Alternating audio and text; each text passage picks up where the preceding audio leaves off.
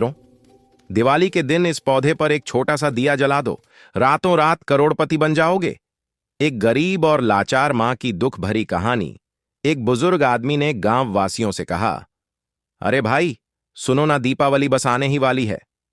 कहते हैं ना, इस दिन जो कोई सच्चे मन से माता लक्ष्मी को प्रसन्न कर लेता है, उसके घर में फिर कभी दरिद्रता पैर नहीं रखती।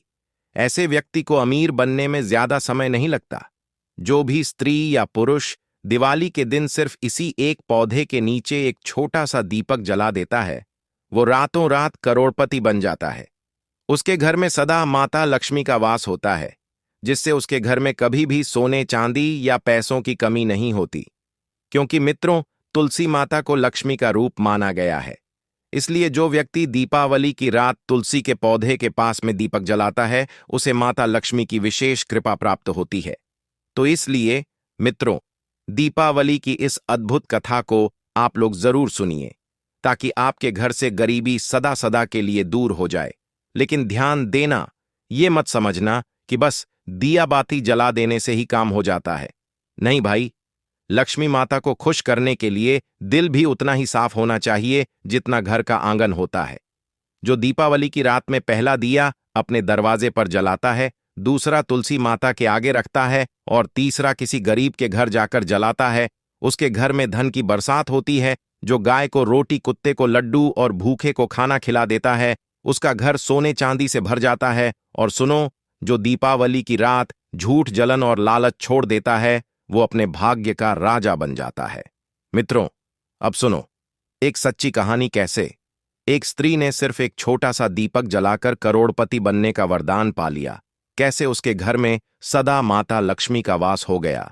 वो दीपावली की रात जब उसने एक खास पौधे के नीचे दीपक जलाया, माता लक्ष्मी तुरंत प्रसन्न होकर उसके सामने प्रकट हो गईं और उसका मिट्टी का कच्चा घर राजमहल में बदल दिया। मित्रों, चलिए अब कहानी को आरंभ करते हैं। एक खूबसूरत गांव के किनारे मिट्टी का एक छोटा सा घर था। उस घर में रहती थी एक औरत, उसका पति और उनके दो छोटे छोटे बच्चे। पति दिन भर खेत में काम करता और शाम को थका हारा घर लौट आता। घर में इतने पैसे भी नहीं थे कि इस दिवाली पर एक दिया खरीद सके।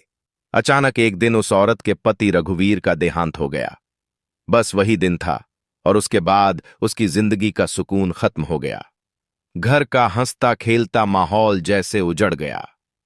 पति के देहांत के बाद वह 1 साल तक किसी तरह गुजारा करती रही, क्योंकि रघुवीर ने जो थोड़े बहुत पैसे जमा किए थे वही उसके काम आते रहे। उसी जमा पूंजी से बच्चों का पेट भरने लगी। कुछ समय चला लिया, लेकिन जब वह पैसे खत्म हो गए तब असली मुश्किल शुरू हुई। फिर वह औरत कभी अपने माता पिता से जाकर कुछ मांगती, कभी अपने भाइयों से, और कभी ससुराल के दरवाजे पर जा खड़ी होती। जब भी कुछ ना मिलता तो लोगों के घरों में काम पर चली जाती। किसी के बर्तन धोना, किसी के फर्श साफ करना, किसी के कपड़े धोना। बस जैसे तैसे 2 वक्त की रोटी का इंतजाम हो जाता। लेकिन मित्रों, सिर्फ रोटी से जिंदगी नहीं चलती। जब दिवाली करीब आती या किसी की शादी होती तो मां का दिल बच्चों की ख्वाहिशें देखकर कट जाता। इतने पैसे कहाँ थे उसके पास कि वह बच्चों को नए कपड़े, नए जूते लेकर देती, और बच्चे, उन्हें क्या पता कि उनकी मां किन हालात से गुजर रही है। वे बस अपनी जिद करते, अम्मा, पड़ोस के बच्चों ने तो दिवाली के कपड़े और जूते खरीद लिए हैं, हमें भी लेने हैं। अम्मा, पिछली बार भी आपने हमें नए कपड़े नहीं दिए थे, इस बार तो दिला देना। इन मासूम बच्चों को क्या खबर कि मां हर दिन अपनी इज्जत, अपनी थकन और अपनी मजबूरी से लड़ रही है बस उनके लिए। लेकिन बच्चों को तो सिर्फ खुशी चाहिए, जिद पूरी होनी चाहिए। और वह मां तो बस बच्चों की आंखों में खुशी देखना चाहती है, चाहे उसे इसके लिए कुछ भी सहना पड़े। वे बच्चे इसी बात पर जिद किए हुए थे कि अम्मा, इस बार तो हमें नए कपड़े और जूते लेकर देने ही हैं। पिछली दिवाली पर भी हम पुराने कपड़ों में बैठे रहे, सब दोस्तों ने हमें छेड़ा था। इस बार तो आप हमें दिवाली वाले दिन तैयार करके कहीं ले जाएं। वे तो बच्चे थे नादान, जिद करना उनका हक था। उन्हें क्या पता कि उनकी मां किन हालात से गुजर रही है।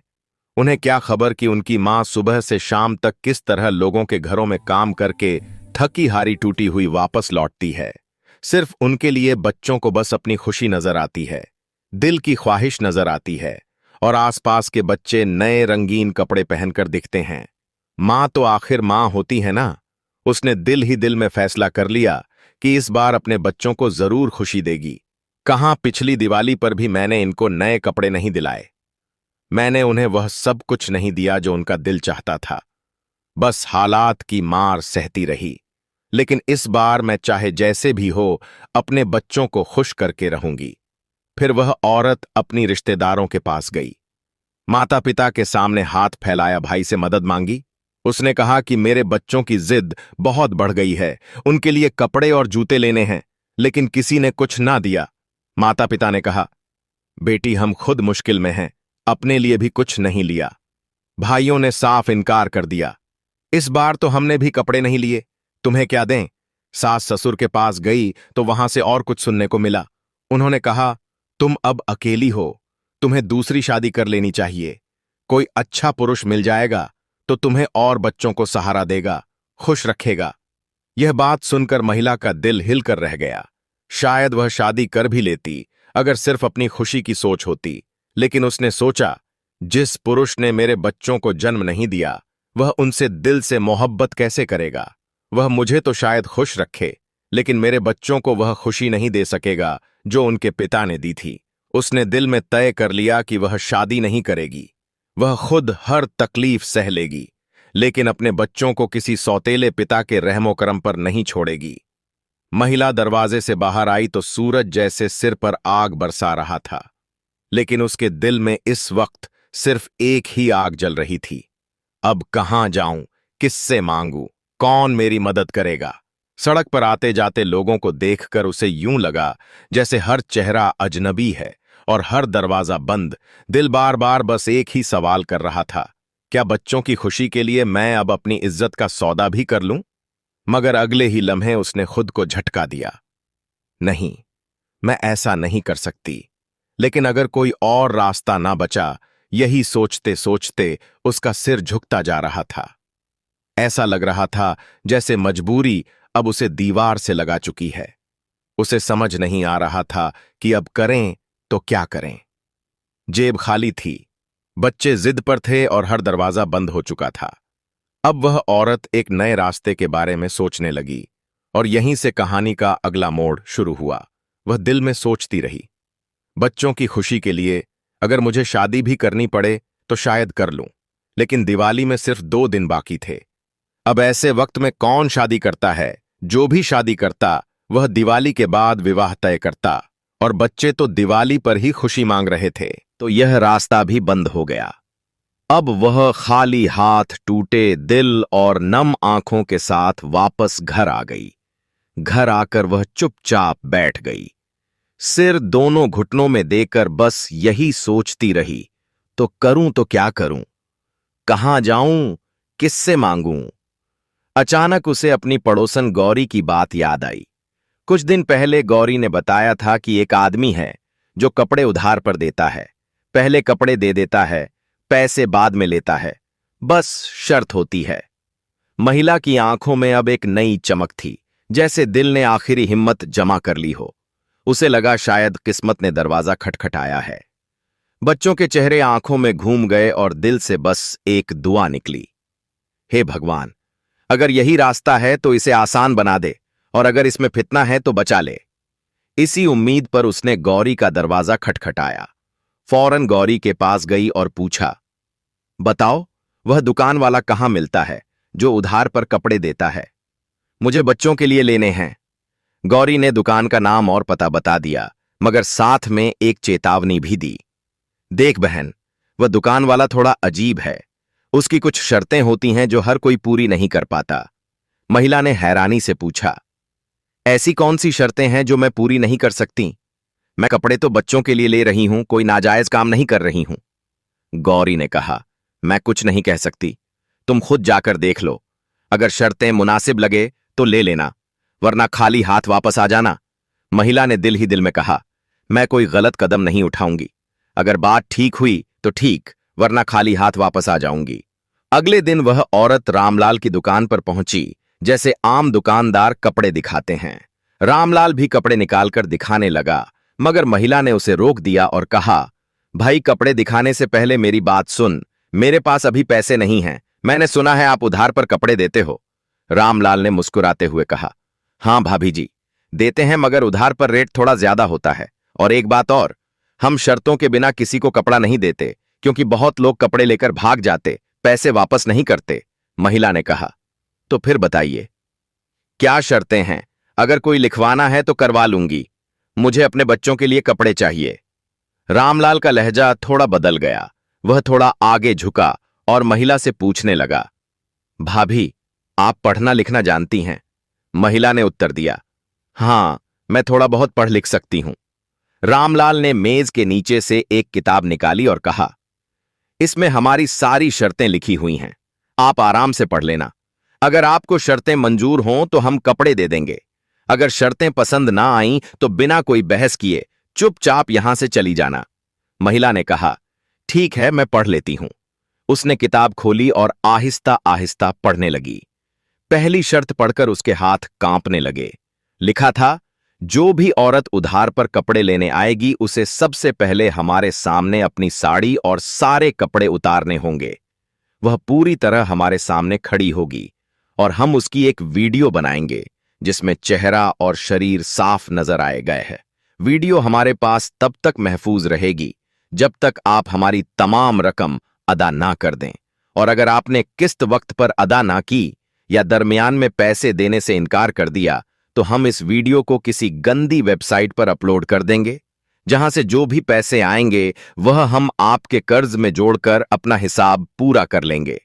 हमारी दुकान पर यह पहला उसूल है, जिसका साफ मतलब है कि जो भी औरत यहां उधार पर कपड़े लेने आएगी उसे पहले अपनी इज्जत गिरवी रखनी होगी। यह शर्त पढ़कर महिला का दिल दहल गया, हाथ कांपने लगे और किताब उसके हाथ में लटक गई। दूसरी शर्त, अगर आप पहली शर्त मंजूर नहीं करती तो हमारे पास दूसरा तरीका है। आपको हमारे साथ शारीरिक संबंध कायम करना होगा। जब भी हम बुलाएं आपको फौरन आना होगा, और यह मुलाकात एक बार की नहीं होगी।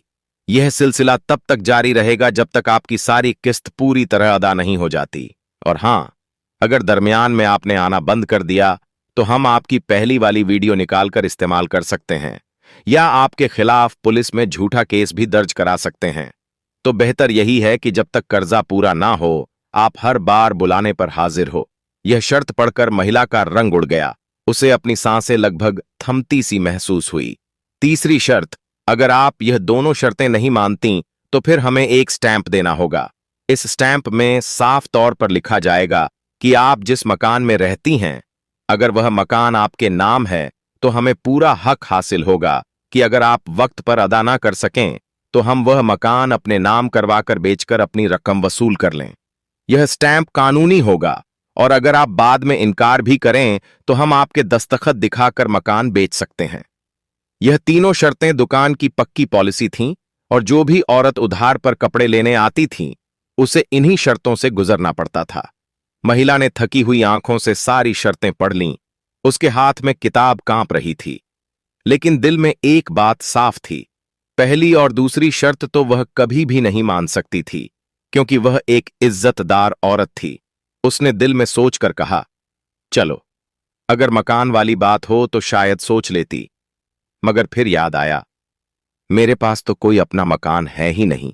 मैं तो किराए के घर में रहती हूं, और किराए के मकान का कोई स्टैंप नहीं बनता। यह सोचकर उसने किताब बंद की और खामोशी से दुकानदार की मेज पर रखकर कुछ कहे बगैर पलटकर वहां से निकल गई। दिल बोझिल था, आंखें नम थीं, कदम कांप रहे थे। जिस दुकान से वह उम्मीद लेकर गई थी वहां से वह बेइज्जती, खौफ और शर्मिंदगी लेकर वापस आ रही थी। जैसे ही वह बाहर निकली, सामने ही एक और दुकान थी। वहां का एक दुकानदार सब कुछ देख रहा था। उसने दूर से ही महिला के चेहरे पर दुख और मायूसी देखा, और वह आदमी रामलाल वाले की करतूतों से आगाह था। वह जानता था कि कैसे मजबूर औरतों को धोखे से अपने जाल में फंसाकर अपनी हवस पूरी करता है। यह दुकानदार हरिदास नाम का भगवान में यकीन रखने वाला इंसान था। उसने दिल में सोचा, यह औरत किसी गलत काम के लिए तैयार नहीं, बस मजबूरी से लड़ रही है। अगर मैं मदद ना करूं तो शायद यह औरत टूट जाएगी। उसने नरमी से महिला को आवाज दी, बहन जी, अगर आप कपड़े लेना चाहें तो मेरी दुकान से ले सकती हैं। महिला ने फौरन उसके साथ में उसके दुकान के अंदर गई और कहा, भाई मेरे पास पैसे नहीं हैं, मैं उधार पर लेने आई थी। हरिदास ने मुस्कुराकर कहा। पैसे बाद में दे देना, कोई जल्दी नहीं, बस बच्चों की खुशी रहनी चाहिए। यह सुनकर महिला का दिल कांप गया। उसके जहन में फौरन रामलाल वाली सारी शर्तें आ गईं और वह बोली, भाई मैं वह शर्तें नहीं मान सकती। मैं बहुत मजबूर हूं, मगर अपनी इज्जत नहीं बेच सकती। हरिदास ने नरमी से कहा, बहन मेरी कोई शर्त नहीं है, ना वीडियो, ना शारीरिक संबंध, ना कोई स्टैंप। बस जब भगवान तुम्हें पैसे दे तब मुझे दे देना, न जल्दी न जोर जबरदस्ती। लेकिन महिला फिर भी डर गई। उसके दिल में खौफ बैठ चुका था कि शायद यह भी कोई चाल हो, कोई नया जाल हो। उसने कांपती आवाज में कहा, नहीं भाई, मुझे कुछ नहीं लेना, शुक्रिया। हरिदास ने उसकी हालत देख ली थी और कहा, बहन मैं व्रत की हालत में हूं, मैं झूठ नहीं बोल सकता, मैं तुम्हें धोखा नहीं दूंगा, ना कोई गंदी नियत, बस भगवान के लिए मदद करना चाहता हूं। मगर महिला न रुकी, बस तेज कदमों से वापस घर चली गई। हरिदास दूर से उसे जाते देखता रहा। वह समझ गया कि यह औरत शरीफ है और अब किसी पर भी एतबार करने की हालत में नहीं है। वह कुछ देर दुकान के बाहर खड़ा रहा और फिर उसकी खामोशी ने उसे तड़पाया। वह आहिस्ता आहिस्ता उसके पीछे चल दिया। ना आवाज दी, ना खुद को जाहिर किया, बस देखना चाहता था यह औरत कहां रहती है, ताकि बिना किसी को बताए मदद कर सके। रास्ते में उसने खुद से दुआ मांगी, हे भगवान, अगर मेरी नीयत खालिस है तो मुझे इस औरत का बोझ बांटने की ताकत दे। ऐसी मदद जो इज्जत के साथ हो, ऐसी मदद जो जुबान से नहीं दिल से दी जाए। जब उसने उस औरत का घर देख लिया तो वापस आ गया और शाम को हरिदास एक लिफाफा लेकर आया। किसी से कुछ कहे बगैर उसने कपड़ों के पैसे लिफाफे में रखे और उस लिफाफा को उस औरत के घर के दरवाजे के नीचे से अंदर फेंक कर चुपचाप वापस लौट आया।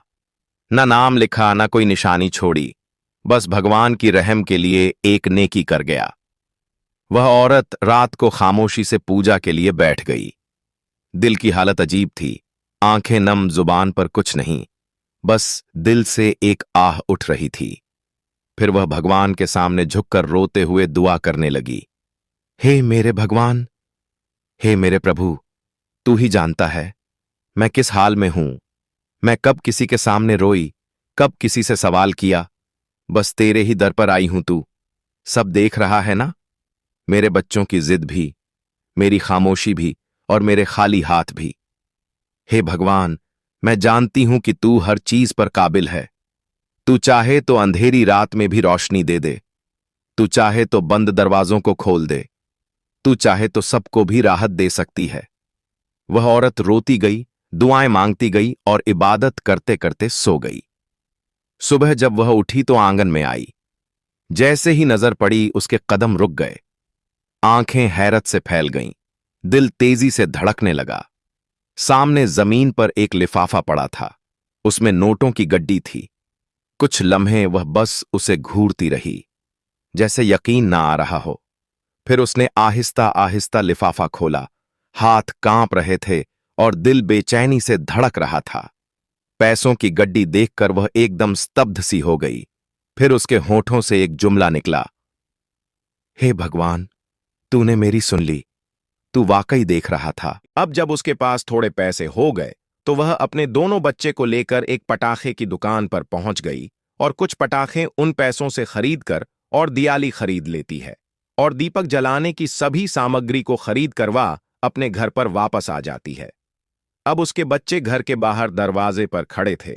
शाम का समय था, करीबन 7 बज रहा था। उसके बच्चे आराम से छुरछुरियां छुड़ा रहे थे और दीपावली का उत्सव मना रहे थे। उधर उसकी मां तुलसी के पौधे के पास में एक दीपक जला देती है, जैसे वह दीपक जलाती है। तुलसी के पौधे के पास में वैसे ही वहां पर अचानक एक प्रकाश के साथ में माता लक्ष्मी प्रकट होती हैं। माता लक्ष्मी प्रकट होकर कहती हैं, बेटी, आज मैं तुमसे बहुत प्रसन्न हूं। मांगो, तुम क्या वर मांगना चाहती हो?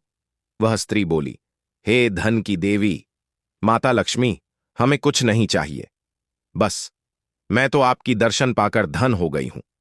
जब माता लक्ष्मी ने उसके वाणी से ऐसे शब्द सुने तो वह प्रसन्न होते हुए बोली, हे बेटी, तुम ध्यान रखो, यदि इस पृथ्वी लोक पर जो भी स्त्री या पुरुष तुलसी के पौधे के पास में खास दीपावली के दिन दीपक जलाना नहीं भूलता है।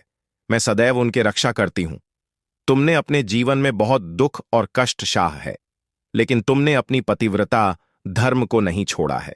इसीलिए अब तुम्हारे दुख के दिन अवश्य ही जल्द दूर होंगे। इतना कहकर माता लक्ष्मी वहां से अंतर्ध्यान हो गई और उनके चरणों की दिव्यता यानी निशानी वहीं पर बनी रह गई। वह स्त्री माता की चरणों को अपने माथे से स्पर्श करके अपने बच्चों के साथ मैं घर के अंदर चली गई। अब घर के अंदर जो भी रुखा सुखा था वह खाई और स्वयं अपने बच्चों को खिलाकर सो गई। रात का समय हो चुका था, आधी रात बीत चुकी थी। अचानक फिर से जहां पर वे सभी सो रहे थे वहीं पर माता लक्ष्मी प्रकट हुई और वह प्रसन्न थी।